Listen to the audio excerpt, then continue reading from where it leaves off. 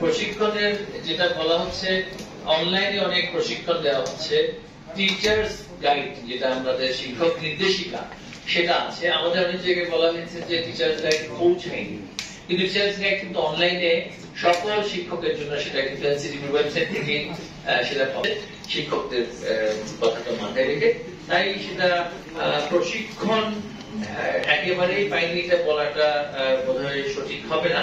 আসলে প্রশিক্ষণ যথাযথ হয়তো বা হয়নি, অথবা যিনি প্রশিক্ষণ পেয়েছেন প্রশিক্ষণ পেলেই যে আসলে তার যে প্রশিক্ষণের যে লক্ষ্য, যে যতটুকু তার দক্ষতা অর্জন সেটা অনেক সময় অর্জন নাও হয়ে থাকতে পারে। তো সেক্ষেত্রে তিনি মনে করতে পারেন যে তিনি যথাযথভাবে প্রশিক্ষিত হননি, সেটাও কিন্তু একটা চ্যালেঞ্জ। আমি শুধু প্রশিক্ষণ দিয়ে দিলেই হবে, যিনি প্রশিক্ষণ প্রাপ্ত হয়েছেন তিনি কতটুকু আত্মবিশ্বাসী, তার যে প্রশিক্ষণের ক্ষেত্রে তিনি কতটুকু আসলে সক্ষম, সেটাও কিন্তু একটা চ্যালেঞ্জের বিষয়। তাই আমি সংখ্যার কথা বলবো না, প্রশিক্ষণ নেওয়ার জন্য সকলকে উৎসাহিত করবো, সকল শিক্ষককে উৎসাহিত করবো। আর শিক্ষক নির্দেশিকা যদি আমরা আরো বেশি রপ্ত করি এবং আরো বেশি পরিমাণে অধ্যয়ন করে সেটা অনুশীলন করার জায়গাতে যদি আমরা আরেকটু বেশি মনোযোগী হই, তাহলে আমার মনে হয় সেটা প্রশিক্ষণের চ্যালেঞ্জটা থাকবে না। কারণ আমরা জানি ইতিমধ্যে আমাদের 30,000 প্রতিষ্ঠানের মধ্যে মানে শিক্ষকদের যে ন্যূনতম প্রশিক্ষণের জায়গা, এনটিআরসি এর যে সমবায়নের বিষয়টা, বিষয়ভিত্তিক সমবায়নের বিষয়টি, সেটা কিন্তু নিশ্চিত করা হয়েছে। অর্থাৎ একজন শিক্ষক যিনি ভৌত বিজ্ঞান পড়াবেন তার যথাযথ পরিমাণ বিষয়ভিত্তিক জ্ঞান কিন্তু আছে। যিনি বিজ্ঞান পড়াবেন, যিনি বাংলা পড়াবেন, যিনি ইংরেজি পড়াবেন, বিষয়ভিত্তিক জ্ঞান তাদের অনেকেই আছে। যেহেতু বিষয়ভিত্তিক জ্ঞানটি আছে, এখন শুধুমাত্র পেডাগজিক্যাল যে বিষয়টি, যে শিক্ষণ পদ্ধতির জায়গায় তার প্রশিক্ষণের প্রক্রিয়াটি, সেটা কিন্তু নানান ভাবে তিনি শিখতে পারেন। সব শিক্ষায় যে শুধুমাত্র প্রশিক্ষণের যে প্রশিক্ষণ পদ্ধতির মধ্যে থাকবে তা কিন্তু নয়। আমরা যখন কোনো কিছু শিখি শুধু প্রশিক্ষণের মধ্যে অন্তর্নিহিত বিষয়টা শিখি না, আমরা নির্দেশিকা, আমরা অন্যান্য শিক্ষকদের শিক্ষণ পদ্ধতি, বাচন ভঙ্গি এবং অনুশীলন যেগুলো আছে সেখান থেকে আমরা শিখি। তো তাই আমরা বলবো যে শুধুমাত্র এনসিটিভির নির্দেশিত শিক্ষণ পদ্ধতিটাই যে প্রশিক্ষিত করার জন্য যথাযথ বা উপযুক্ত বা যথেষ্ট তাও কিন্তু নয়।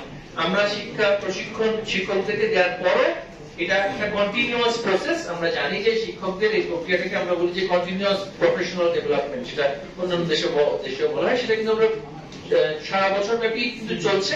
তাদের অনেক সুযোগ আছে, সেটা তারা অ্যাভেল করবেন বলে আমরা মনে করছি। আজকের মতো যেহেতু আমাদের এইচএসসি সংক্রান্ত বিষয়ে ব্রিফিং সম্পন্ন হয়েছে, আমি সবাইকে ধন্যবাদ জানিয়ে আজকে জানেন যে এনটিআরসি এর যে প্রক্রিয়া সেটি নিয়ে উচ্চ আদালত থেকে সুনির্দিষ্ট একটি রায় দেওয়া হয়েছে। রায়ের আলোকে সফটওয়্যার নির্মাণ করা হয়েছে, সেখানে সুপারিশ আদেশ থেকে আহ্বান করা হয়, সেইভাবে করে শিক্ষকদেরকে নিয়োগ দেওয়া হয়।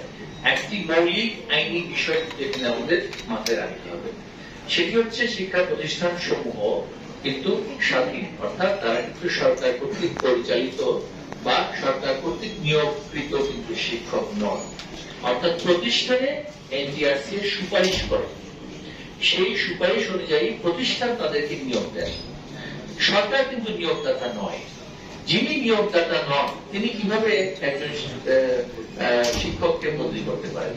তিনি তো সেখানে সরকার যেহেতু নিয়োগ দিচ্ছে না, সরকারের পক্ষে সেটা বদলি করাটা খুবই চ্যালেঞ্জিং। আমরা একটা বিষয় যেটা প্রাথমিকভাবে আলোচনা হয়েছে যে পারস্পরিক বদলি।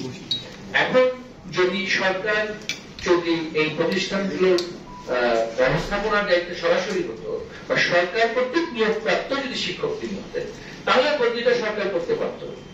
এখন তো নতুন বিজ্ঞপ্তি দেওয়ার সময় তারা কতটুকু সেখানে অংশগ্রহণ করতে পারবে, সেই ইন্ডেক্সধারী শিক্ষকগণ, সেই বিষয়ে কিন্তু আমরা চাইলে সিদ্ধান্ত নিতে পারছি না, যেহেতু একটি রায় আছে সেখানে। আর আমরা বদলির আলোচনাটা অনেক বেশি আমার মনে হয় এই ক্ষেত্রে আরো মানে কাঠামোগত চ্যালেঞ্জেস আমাদের জন্য আসতে পারে। সেটা হচ্ছে যদি আমরা যখন একজন শিক্ষক সিদ্ধান্ত নিচ্ছেন আমি একটা প্রতিষ্ঠানে চাকরি করবো, তিনি নিজেই কিন্তু সেই সিদ্ধান্ত নিয়েছেন আমি সেখানে চাকরি করবো।